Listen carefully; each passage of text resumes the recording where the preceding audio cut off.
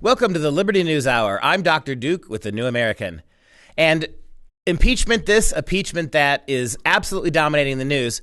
And there is one great sublime tragedy. This whole thing really disturbs me. In all the brouhaha about impeachment, Donald Trump actually seems in a stronger position than he's ever been before. More of the American people have been turned off by the process. Many moderate Americans who don't like Donald Trump are also bothered by the spectacle, the Democrat manipulation, the lack of due process. And then we see recent polls, because of impeachment, seem to suggest in battleground states, places like Pennsylvania, Michigan, and Wisconsin, places that Trump won last time and places that he needs to do well in again this time, he seems to be bolstered a little bit by these unfair and unjust and utterly lacking in evidence impeachment procedures. In the midst of all of that, a footnote, a dangerous, a national security threat kind of a danger, is the passage of the USMCA, the agreement among Democrats and Republicans in Congress to put forward, and of course the president, to put forward the United States-Mexico-Canada agreement. This is a really, really, really disturbing, and I think in some ways undercutting, bragging right thing for Donald Trump. Donald Trump desperately wanted something to be able to say he got done. He wants to be able to, at the end of this month, December, have a list of things he's accomplished. One of the things he's been trying to do since he took over as president was to pass a revised NAFTA. NAFTA was a tremendous disaster, the North American Free Trade Association, which basically drew, in ways that I believe were compromising American sovereignty, drew together a global, in a kind of a mini globalist way, Canada, America, and Mexico. That's what's happening in this particular trade deal as well. And it's terribly troubling in the sense that start with who's cheering this, first of all.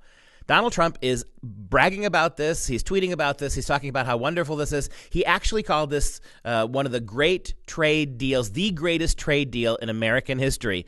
His press spokeswoman called it the greatest trade deal in the history of the world.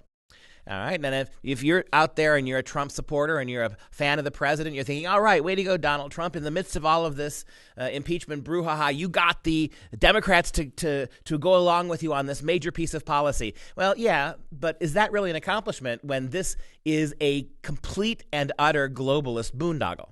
What you have done is you have caved into progressive Democrats.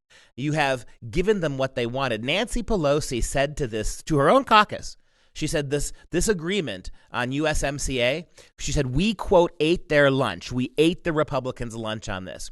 Because since it's been proposed, and to where we are now in this current iteration of what's going to move forward through Congress, it's gotten much more progressive. What you have here is a complete sellout of the American worker. What you have here is a complete sellout of American sovereignty. You think about every aspect of the European Union that you don't like as a conservative. This is a surrendering the European Union, a complete surrendering of sovereignty to a handful of bureaucrats in Brussels. This is a central organization, oftentimes of appointed, not elected individuals, who are dictating policy for all the European states who've joined on to the European Union. And we've just seen, was it 3 years ago or more, that the British voted democratically. They voted, they exercised their franchise to vote themselves out of Brexit, voted themselves Brexit to get out of the European Union, and they're still in it.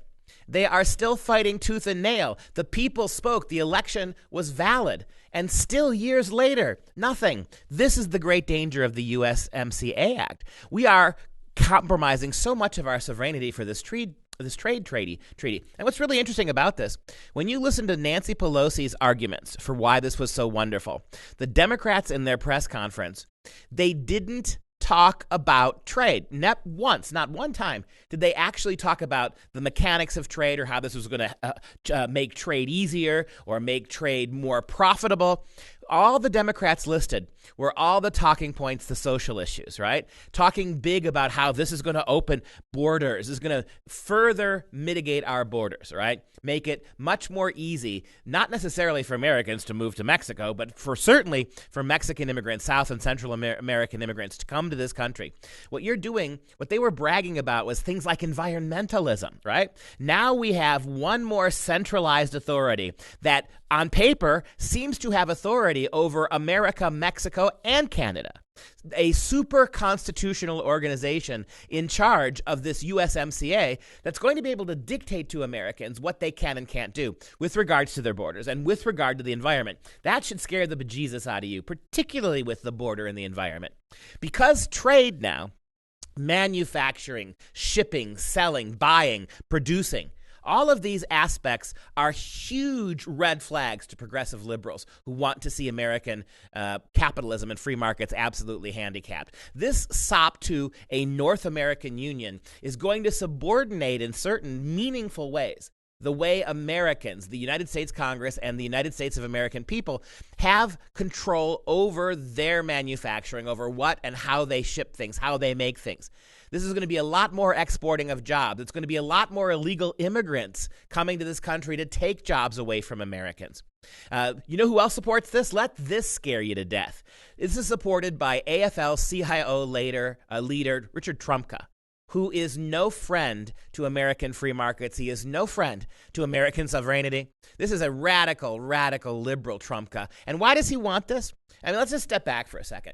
Nancy Pelosi is exactly right. She ate the American people's lunch on this. And with all due respect, she ate Trump's lunch too.